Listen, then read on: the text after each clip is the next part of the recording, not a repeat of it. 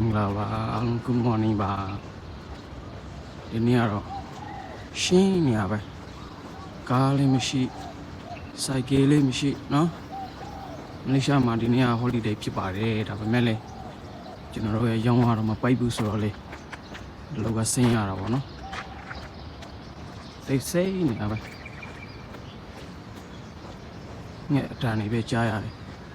လူအတန်တော့မသိမကြားရသူများရဲ့အလုပ်ပိတ်တဲ့အချိန်မှာ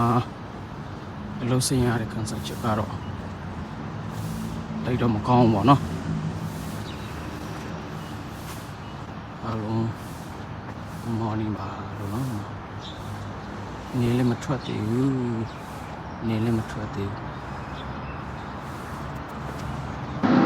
အားလည်းတိတ်မရှိကဲကြည့်ကြအောင်မမနော်လမ်းနေတော့ရှင်းနေရပါဒီနေ့တော့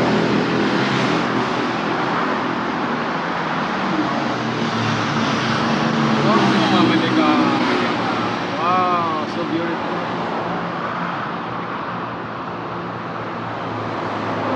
ဒါတော့ကျွန်တော်ဖြစ်ပါတယ်တော့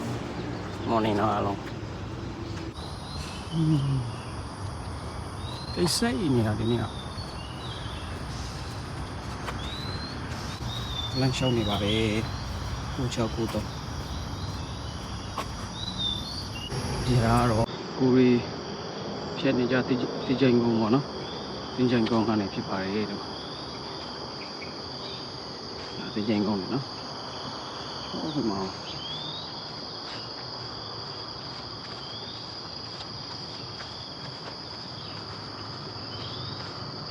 တကယ်ပဲဒီနေ့ဘာတမ်းမ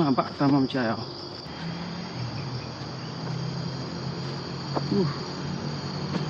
လောက်ကစင်းရသေးတယ်များတယ်နားတဲ့အချိန်ပါနော်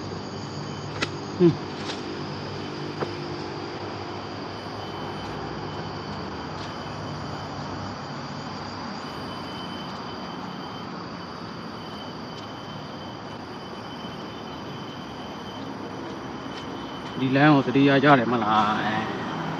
ဟုတ်နော်ရှင်းနေရပါမှမရှိဘူးနော်စောင့်เสียအောင်မလို့ကချက်ချင်းဖြတ်လို့ရတယ်အဲ့လိုမျိုးချင်းပါလေ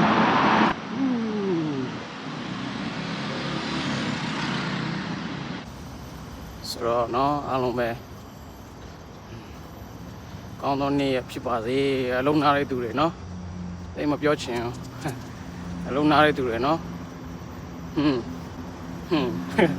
โอเคဆိုတော့အားလုံးကောင်းသောနေ့ဖြစ်ပါစေ